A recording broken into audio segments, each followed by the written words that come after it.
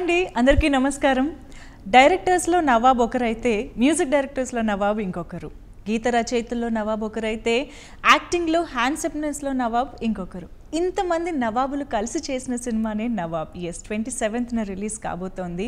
నేను మాట్లాడుతున్నది రోజా అండ్ బాంబే లాంటి అద్భుతమైన చిత్రాల్ని మనకు అందించిన డైరెక్టర్ మణిరత్నం గారు, ఏఆర్ రెహమాన్ గారు, సీతారామ శాస్త్రి గారు అండ్ మన హ్యాండ్సమ్ అరవింద్ స్వామి గారు. ఇలాంటి కాంబినేషన్ ఎన్నిసార్లు రిలీజ్ అయినా మనకు అంతే హ్యాపీగా అనిపిస్తూ ఉంటుంది కదా. మరి నవాబ్ చాలా ఇంటెన్స్ సబ్జెక్ట్తో మన ముందుకు తీసుకొస్తున్నారు మణిరత్నం గారు. మరి ఈ సినిమాకి సంబంధించి బోల్డ్ అండ్ ఇంట్రెస్టింగ్ విశేషాలు చెప్పడానికి ఈ నలుగురు మనతో ఉన్నారు. సో ఇది కళ కాకూడదు, నిజమే అవ్వాలి అని కోరుకుంటూ మన ఈ ఇంటర్వ్యూని స్టార్ట్ చేసేస్తున్నాను. హలో ఎవ్రీవన్, అందరికీ నమస్కారం. ఎలా ఉన్నారు అందరూ? యాక్చువల్లీ నాకు కొంచెం టెన్షన్గా భయంగా ఉంది. ఎందుకంటే గబుక్కుని నిద్రలోంచి లేచి ఇదంతా కళ అని రియలైజ్ అవుతానేమో అని. సీరియస్లీ కనీసం కళలో కూడా నేను అనుకోలేదు ఇలాంటి ఒక కాంబినేషన్ని నేను కలవగలుగుతాను, మాట్లాడగలుగుతాను అని. We are very happy sir to have you here అందరికీ కూడా. సో ఐ హోప్ మీ అందరికీ తెలుగు బాగానే అర్థం అవుతుంది, అందరూ మాట్లాడగలుగుతారని. Completely comfortable with Telugu? You don't know? We all know very well. Okay, so Nawab cinema కోసం నవాబులు అందరూ ఇక్కడ ఉన్నారు ఈరోజు.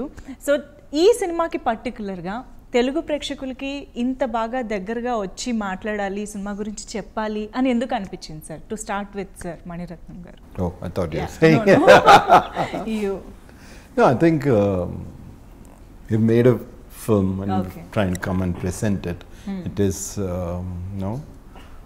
the music has come out, so want to have Rahman here, Right. and present here, and Sitaram Shastri Garu here. So we just wanted to be here and present the film ourselves. ఇక్కడున్న నలుగురు journey నాకు తెలిసి దాదాపు 25 సంవత్సరాలు పైన నుంచే. About 30. Above 30 with you. అంటే రెహమాన్ గారు ఫ్రమ్ 92, రోజా అంతకుముందు మాకు తెలియదు. వేరే స్టోరీ అది, వేరే స్టోరీ. రాజ్ కోటి గారి దగ్గర. Yeah. So over 30 years rapport ఉంది అందరికీ కూడా. కానీ ఇన్ని ఇయర్స్ ఒక కాంబినేషన్ అలా కంటిన్యూ అవుతూ ఉండడం అనేది చాలా రేర్గా జరుగుతుంటాయి ఏ ఇండస్ట్రీలోనైనా కూడా. కాకపోతే వై ఓన్లీ రెహమాన్ గారు for every project? Because I think every time he's new, he's fresh, he comes up with completely different things. Shall we stop the interview and go off? He's creating trouble with us. Every time he's new, he's fresh, and and he puts up with me and all my troubles. So Vice versa. So మీకు ఎప్పుడైనా bore కొట్టిందా మణిరత్నం గారికి music ఇచ్చి? Sir ఎప్పుడు నేనేనా? Why me? Okay. I mean, in Indian film industry, for me, I could only see him when I was coming as a musician. I didn't want to work in movies. Because he called, I left everything. I wanted to do albums, I wanted to do things which want to make money. Okay. Then he said, no, you should do this. And so he was right. He led me into it. So he's my guru. I'm not working for him. I'm a student. Yes. So Sastri గారు మీరు చెప్పాలి. So ఎంతో experience ఉన్న రచయితగా Telugu film ఇండస్ట్రీలో ముఖ్యంగా తెలుగు అంతగా అర్థం కాని టెక్నీషియన్స్తో వర్క్ చేస్తున్నప్పుడు మీ ఇన్పుట్స్ ఎలా ఉంటాయి సార్? అసలు వీళ్ళతో కాన్వర్జేషన్ ఎలా ఉంటుంది? ఒకటి రెహమాన్ గారికి మణి గారికి కూడా తెలుగు బాగానే అర్థమవుతుంది బాగానే. మాట్లాడుకోవడానికి మధ్యలో ఇంగ్లీష్ ఒకటి ఉంది. అది కాకుండా ఆత్మకు సంబంధించిన భాష ఒకటి ఉంటుంది. That's what we call soul language. Right. అది వీ కెన్ కళ్ళతోటి కన్వే చేయగలం. అండ్ ఒక దర్శకుడు చేయవలసిన పని అదే. దర్శకుడు అంటే తను ముందు దర్శించేవాడు అని అర్థం, చూసేవాడు అని అర్థం.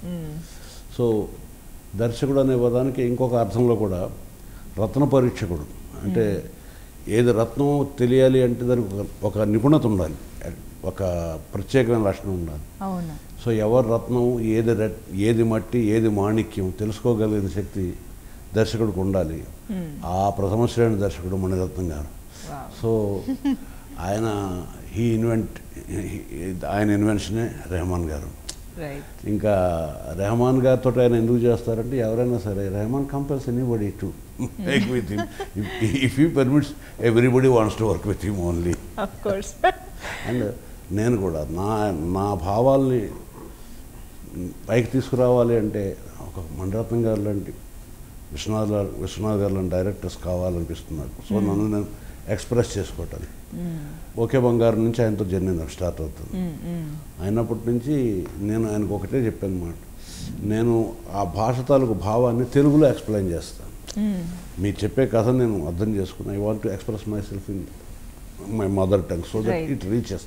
చూడగానే వచ్చేటప్పుడు ఇది డబ్బింగ్ సాంగ్ అనే ఫీలింగ్ రాకుండా అది చేస్తాను. దానికి ఆయన నాకు ఇచ్చిన freedom.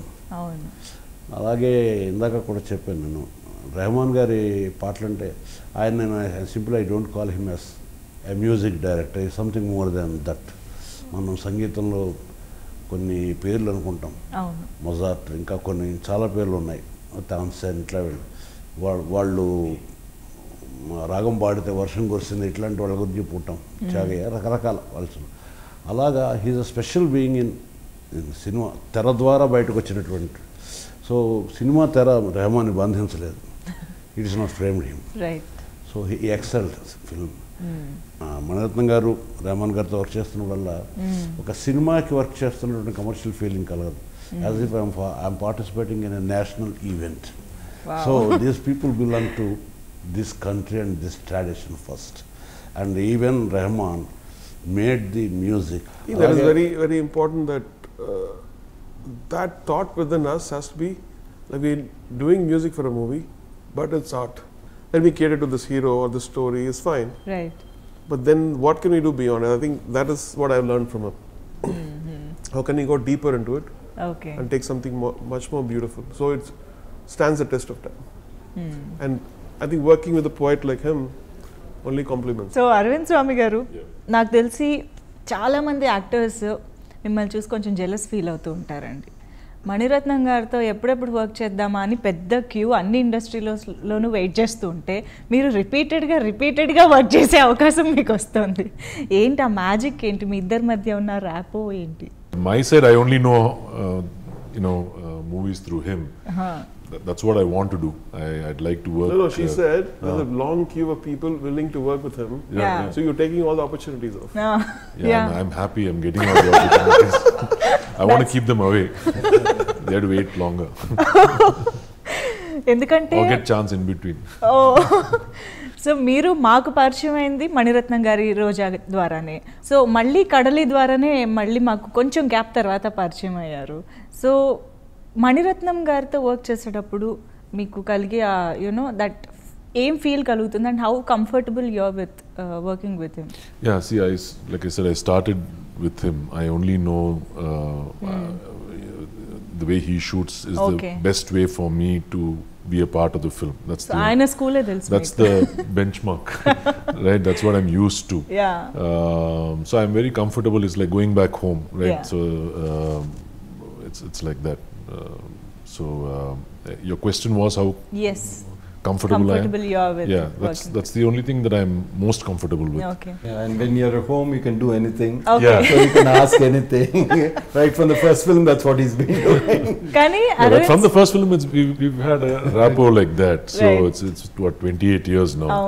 So I think to a large extent, as over the years, I maybe tend to understand what he's thinking, and he might know what I'm capable of, or what my limitations are, or what I cannot do, or I can do, like that. So, but again, I worked for a few years, and for about 13 years, I didn't work in films. But just like the first time, I thought I was not going to do any more films when he called me again. For Kadali. So that was after 13 years. So I think there's a certain level of trust that is there, that I can deliver to meet his expectations of that character, and I just want to make sure that I can deliver that. That's all. Like Sastri గారు, మీరు ఎంతో మంది సంగీత దర్శకులతోనూ చేశారు, దర్శకులతోనూ పనిచేశారు. మణిరత్నం గారి speciality ఏంటంటారు? ఇందాక కూడా చెప్పానమ్మా, he made me so comfortable. He makes me so comfortable.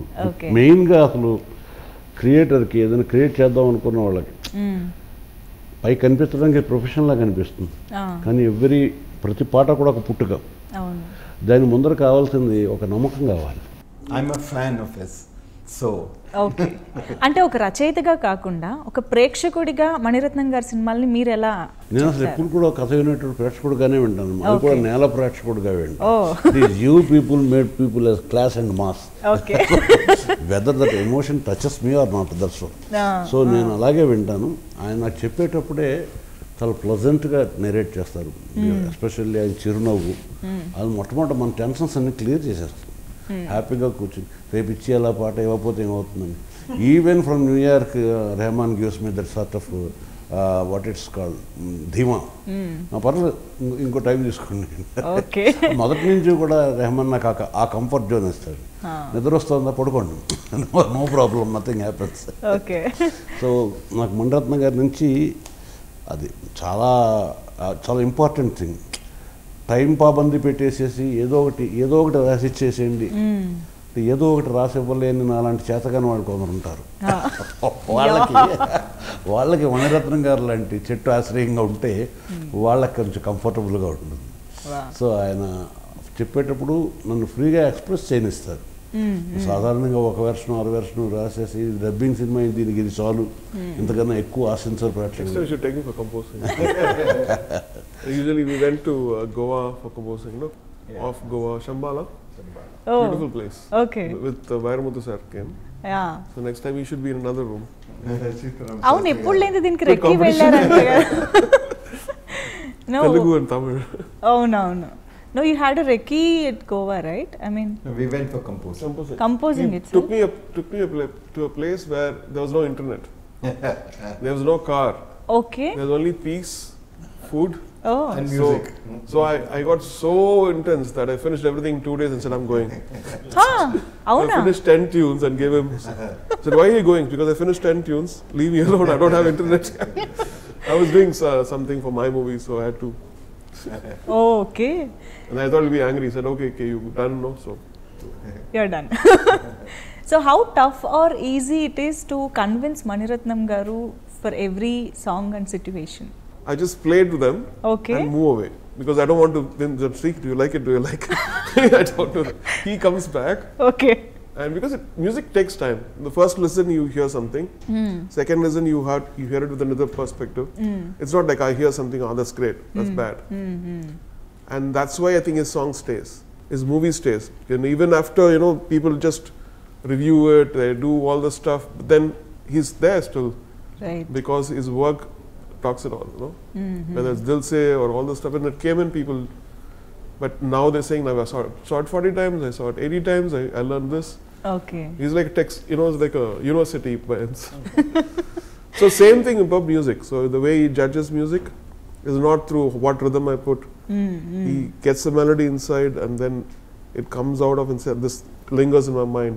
So can we do that? It's a very organic, beautiful thing, and that's what I learned. So when people say something bad about my music, I keep quiet. No. Because I've learned from him.